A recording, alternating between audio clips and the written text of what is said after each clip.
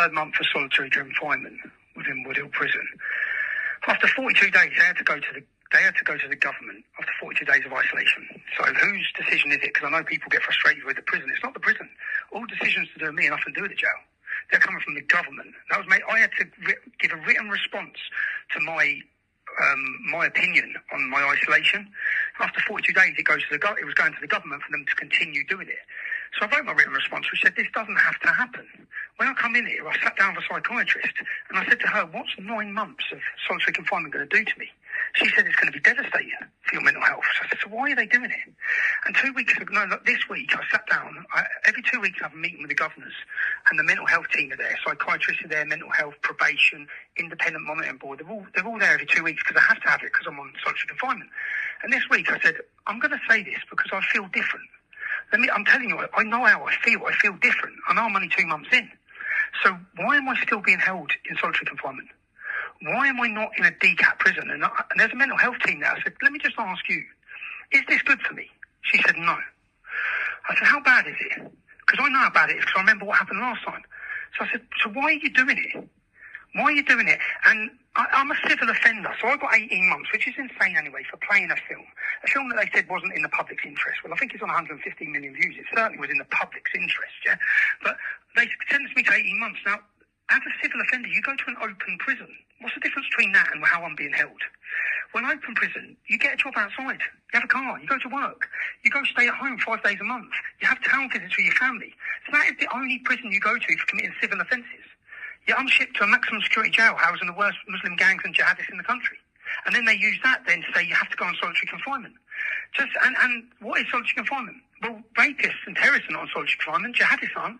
Axel, who done his little stabbing spree, the Muslim lad, I was in Belmarsh on solitary confinement. He was 2 cells above me on healthcare. He's got a job. So they're not under solitary confinement. What day is it today? It's Thursday. My routine tomorrow, Friday. At 8:30, because people say, yeah, I've got the gym. I have got the gym. So at 8:30 in the morning, I'll get collected for the gym. I'll get taken over to another 8 empty unit. I'm on a wing with 16 cells. It's just me. Yeah. Then I get taken through 19 sets of doors to another unit. It's a high security, maximum security unit where I'm allowed to use a gym. I'm on my own. So they lock me in a little small gym area. So I go there on my own. They lock me in a gym. I work out. Yeah, I'll do an hour run. I'll go on the bike for an hour. And then I bang the door. And then they'll open the door and they'll bring me outside. And then there's like an exercise yard. So I'll walk around that on my own. I'll do 40 minutes on my own. Yeah. And I'll have that. And then they'll bring me in. And then they'll bring me in and I'll go in the shower room. Luckily, on my own. On my own in the shower room. But that's my routine. And then at 11:30, I'm put back in my cell. And then from 11:30 till the next morning, I'm sat in my cell. So 21 hours a day, I sit on that bed. Now, I wouldn't be moaning. I don't want people to feel sorry for me, but the injustice of it all is this shouldn't be happening. Why shouldn't it be happening? Because that's mental torture. Google solitary confinement. It's a decision that that their own mental health teams in here have said will be devastating for my mental health. Yet the government are making a decision to hold me in these conditions for 9 months. I asked this week, how long will I be held like this? 9 months. So you're not going to send me to an open prison? Why not? Why not? And what's the difference here? When I got sentenced in Belmarsh, when I got to prison, everyone who goes to jail now, because the prisons are full, everyone gets 60% off. Not me. I wasn't allowed 60% off. So everyone does. Everyone. I mean, every single prisoner. Because I'm not a criminal offender. I'm a civil offender, so I shouldn't even be in it. I'm not a criminal offender, so I get the 50% off. They get 60. I think some of them get 70 from January. But that's only a difference of a month off.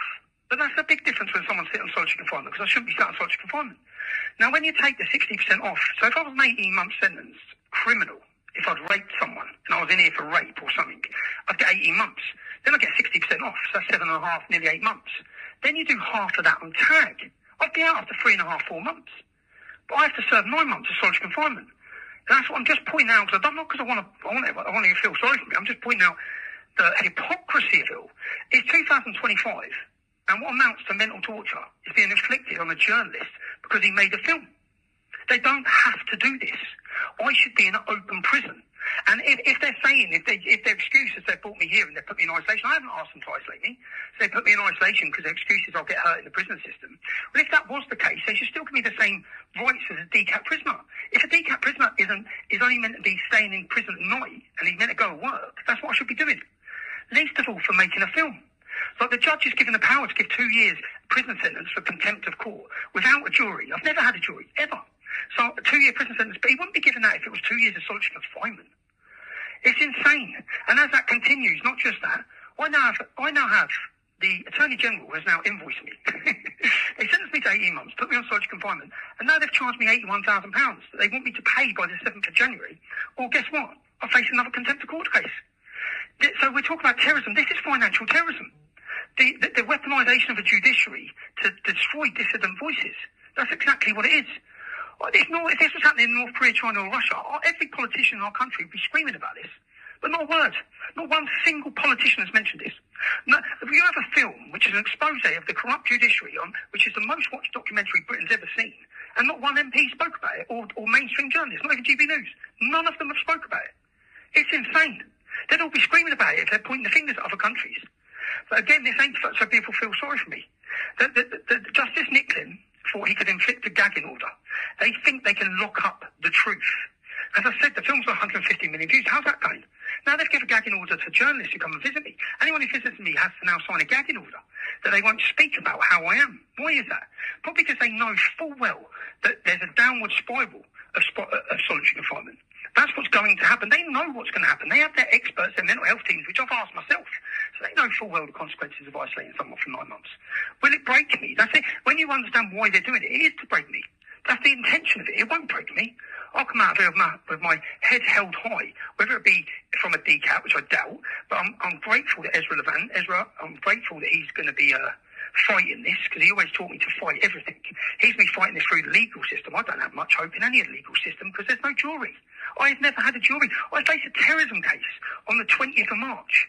Now I face a terrorism case because I didn't allow the police access into my phone.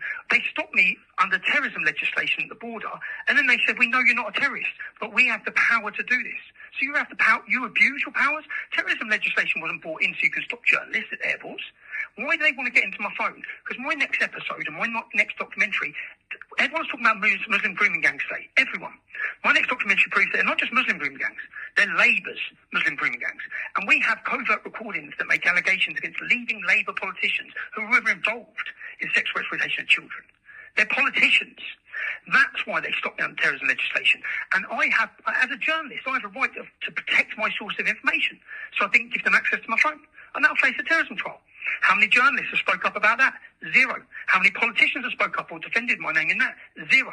We have to rely on leading figures from around the world. I think today, Dutch politicians, Danish politicians, Polish politicians, Australian politicians, American politicians are speaking up. Where are the British politicians? Just think where we would be if it wasn't for Elon Musk. Where would this country be?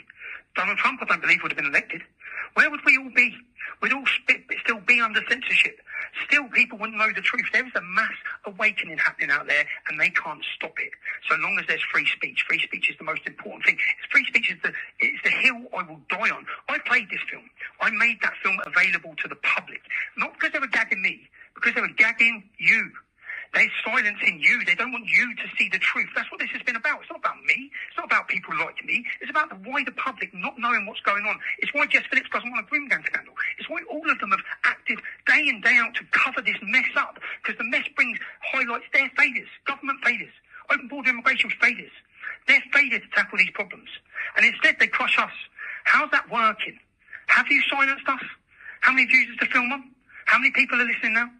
Has it worked? It's not going to work. You can't lock up the truth. Your attempt to lock up the truth will not work.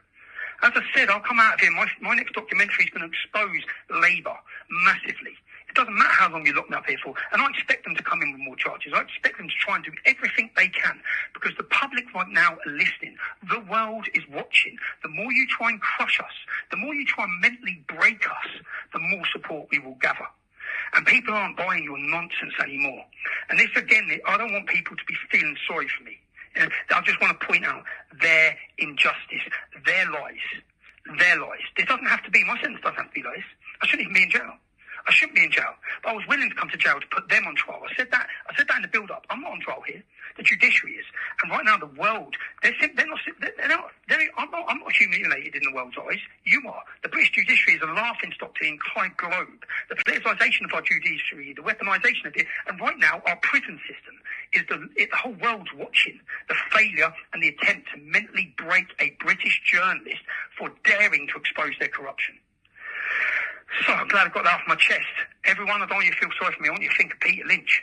Rest in peace, Peter Lynch. Rest in peace, free every political prisoner. I hope that Donald Trump as soon as he's brought in, frees the January 6th prisoners, because I can only think of the solitary confinement conditions that they're facing, that their families are facing. I know what my family have faced. I know over the years what they've faced due to the slander and the lies by the media, by the fake prostitutes of the media. And to my kids, I absolutely love you and miss you. And every step and every move I've made, you have to follow it. And every sacrifice I make means you have to make sacrifices. So I apologise for that. But I hope I've taught you a very special, important lessons in life. To stand up for what you believe in. Never cower, never bend. And don't be a coward. Always stand up for the truth. Because the truth matters. And in the long run, people will see. As they are now. So I love you and I miss you, kids. And Jay, I'm sorry about everything. So I love you all. Alright? And I can't wait to be free. But until that point, our voices, the voices of survivors of sexual exploitation and Islamic grooming gangs, their voices are echoing around the world today. It's a great sight to see us sat in this cell. I may sound a bit of stress now, but I am stressed anyway. I'm stressed because even when it comes to visits now, I don't want to go on a visit. And that's isolation. So I know what months of isolation does. You then don't want to go out. I don't want to come out of the cell door. I go every morning and I'll continue to go every morning. I'll continue to have every visit. But I find a visit difficult. That's madness. But that should not be inflicted on a person. They should not be free to do that. It's not happening to the jihadists. It's not happening to the rapists. They're not allowed to do it to them. Why are they allowed to do it to me? Because they've made me that toxic that everyone's too scared to even speak about it. Even the Reform MPs won't speak up about the mess. But I'm grateful to, you see, all the journalism, all of our activism, all our content. The most important work we've done was during our time of censorship. And right now the world's watching it. And it's great to see. It's great. It's a great feeling for me. And none of that work would have been possible without the people who support my work and support me. The thousands of you who have wrote me letters. Every time, if I feel down in here, I just pick up my sacks of mail that are working through. I pick up my sacks of mail and I don't feel down. I feel inspired. So keep fighting, and I hope that this sentence and the film exposes their corruption. Love to you all, man. And good luck on the 1st of February, everyone. Good luck on the 1st of February, and make